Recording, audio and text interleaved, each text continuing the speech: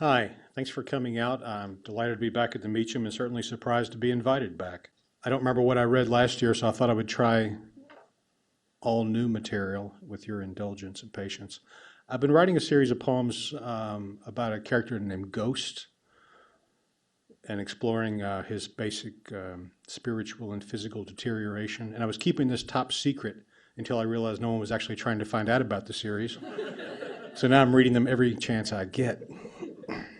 Try a couple on you. This is the first one of the series. It's called Becoming Ghost. As you withdraw from the beloved ones, first in mind, then abused beast of the body, following, you will find speech no longer plausible.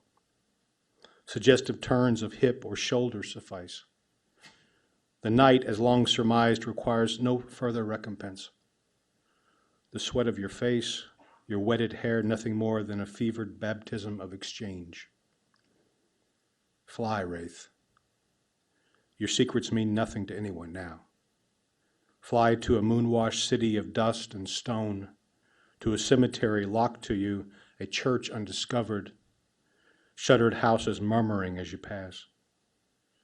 Ghost breathes on for a while, sorry nostalgia, so breathe. If the heart still struggles, you may share too that fading urgency. Where were you going? Where you have arrived, of course. Recognize this place and perhaps weep or smile at the knowledge you pursued. The loneliness found instead, its barbarism and solace. There, seeker. Crevasse, mountain, flickering shore, dark turn of wing. The bridge where you pause a last bittersweet time as you cross. So Ghost goes on to have various adventures, and this little poem is called Ghost Awakes with a Hangover, assigns away his last earthly possessions. To die, be born, and die again. What would you celebrate? What would laughter commend? That you're alive? Well, not quite. How brief vows of forever sacrificed to tawdry morning. But you taught the body again to bow and obey, poured your poison like honeyed tea. Thy will and testament, Ghost. Speak. Take this cup from me. It is yours. Take these sandals and the tired dust, this rope of leather for a belt. Take this coat that warmed me, these bent fingers that reached for you, and the eye that saw your beauty. This mouth and every word said and unsaid to the night. There are lots of these ghost poems, and here's one more of them. You know how in caves the formations all have goofy titles? Okay. And I wanted to get back down into the underworld as quickly as possible. So this is called Ghost Visits the Saltnider Caves.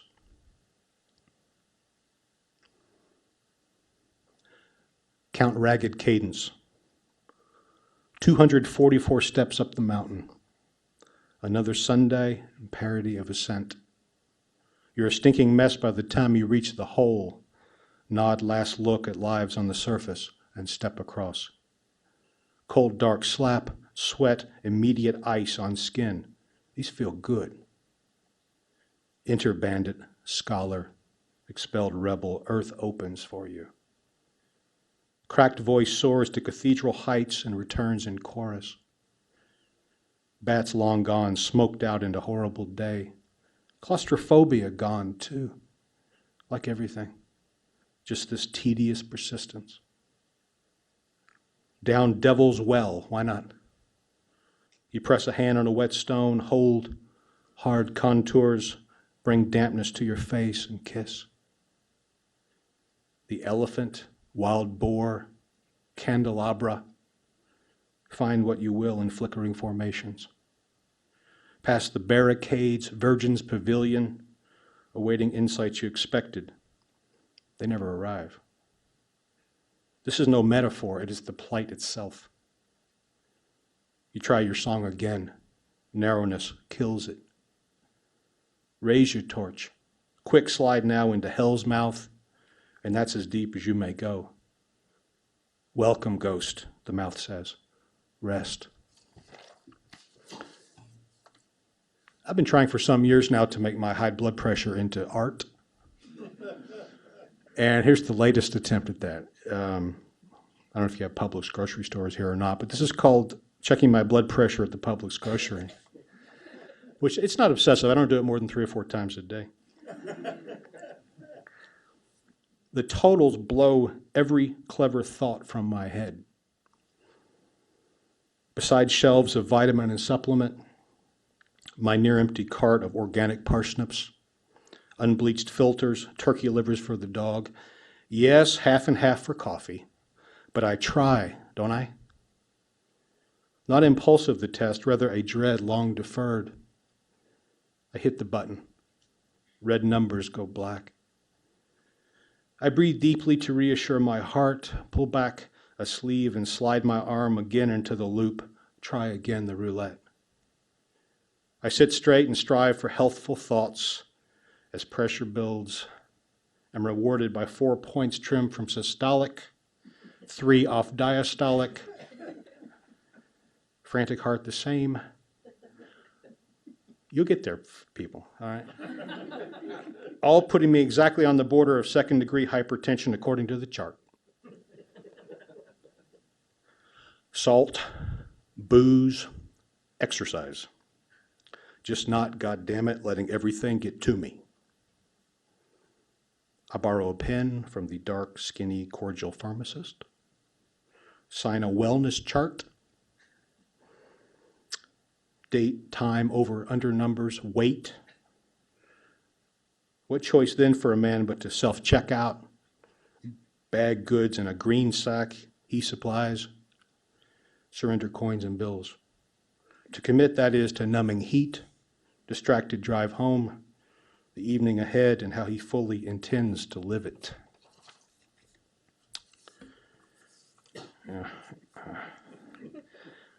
So, not too long ago, my wife's a playwright, and not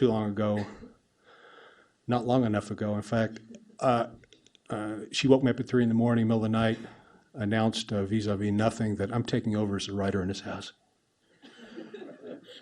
To which I said, yeah, great, yeah, take it. Okay.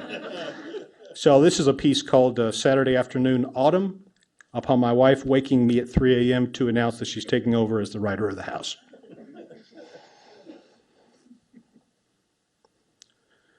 I turn off the muted so to respect the inaugurated quiet hour, football scores, and pour my bath. Over steaming waters, I sprinkle lavender-flowered salts, squeeze Boticology brown sugar vanilla gel, now with softer foam, and stir the stew with the gentle paddle of a hand. I drop my towel, surrender all that remains of me into heat and suds. They are soft. I lie back and let aromas work. One might argue I write my own little play as the incendiary world roasts in a cold fire. As across the house I feel my wife furiously typing. As I exfoliate arms, hands, legs, face with a brick of goat milk oatmeal soap and lather cropped head in a thick concoction of honey white ginger conditioner, her historical drama unfolds scene by scene, and our young dog waits dutifully, I'm certain, at her more than capable feet. She likes that one. I've had, I don't know, Nathan, my mojo's been down. I don't know what's going on. I've been trying to get it back, so I've been writing some poems to the devil. I don't know what else to do to try to get things going again. Here's one of them. It's called Devil on a Leash. Oh, this is the 2-poem warning, by the way. Okay. Devil on a Leash. He's pissing blue steam and shitting Chinese bottle rockets. When I knot the leather in a fist and rein him in, he claws mud and spews, but I know the old boy likes it. is pleased I caught him napping in the thorns. He counted me out of the game, a flat line of disappointment. Plus a little forced submission is always nice. We reached the edge of desiccated acres, and I slipped the plow over stubby horns, cinch it tight to the bony black back. This maize is thine. These rows I tithe to thee. But the initials we dig, O grand beast, O great bitch, they are mine. I boot him hard. The hairy xylophone of ribcage sings, back to heaven, back to work. GB, initials. Partly to celebrate Rick Jackson's astounding new book, Residence, recently published. I've been having my students attempt to write Rick Jackson poems. And so I tried to write one yesterday, and I'm going to end on that. And I apologize in advance for it. It's an homage.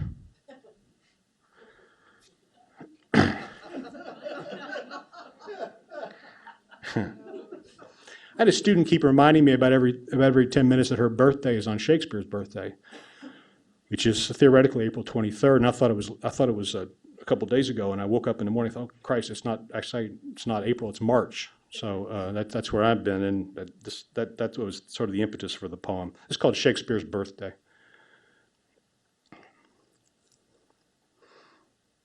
Thank you all for listening. I woke anxious to remind you, knowing you'd want to hear it from me. Then it occurred this was March, not April. That should tell you something of my state of mind.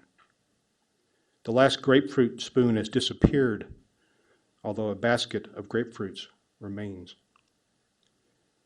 Driving home safely from work, even in nice weather, seems like a miracle. My hands ache when it rains. My birthday's next week. The vernal equinox was Sunday, I'm certain. One of 2 days each year when the earth looks directly at the sun. No leaning away, no coyness. Something like that. Anyway, you can lean out over our muted, muddy morning and know for certain that a sort of spring has sprung. That we're here to witness, it seems, a minor miracle. I confess I'm trying to cut down on salt. Just don't set it on the table, seems common sense. When the plague shut the theater, Shakespeare turned to poetry, you see? I've seen a man salt a grapefruit. Have you? Truth told, the birth date is contested, although the baptism, April 26th in Warwickshire, we know for certain. Well, we all find comfort in believing April 23 for both birth and death, so let's go with what we sort of know and make it work. Did I say comfort? Let's just make a history we can live with. Press pieces into place, make them work. Probable night sky over there. Here, the blues of perhaps a tree or lake. Our many indeterminate grays here. Adams and Jefferson died on the same day. I know you know this. Also, Adams' last words, at least Jefferson still lives. Of course, we can't be certain about any of this, but the story comforts, doesn't it? When I stepped out to confess my loneliness to the stars, they had disappeared. I turned to the blade of the moon for solace, and it too was missing. The dog just seemed happy with the certainty of the streetlight. Can you call a streetlight the moon and make it work? I keep feeling on my skin some enormous choice to make and make soon, but when I spin in the yard to catch the night off guard, all I find are bare trees, a parched creek, the lofting shadow of a single lonely owl. It doesn't whisper my name, or yours, which, truth told, is a comfort. When your birthday comes, do your hands ache? Do you look at streetlights and imagine them candles and reminisce for spring? On your death day, do you feel it on your skin? A tingling, happy gloom that lingers all day and you credit to the weather. I don't, but it's hard to know for certain. Let me just remind you of a rule that works, sort of. Put the outside edge together first, those straight pieces that compose the frame. You'll never get anywhere otherwise. Then patience. It'll work. The puzzle knows what it knows, but we feel our way shaped by random shape. Are we getting anywhere? A salting of stars, branch or winged shadow. After all, a splinter of moonlight broken across what looks like a river. Maybe. Thank you.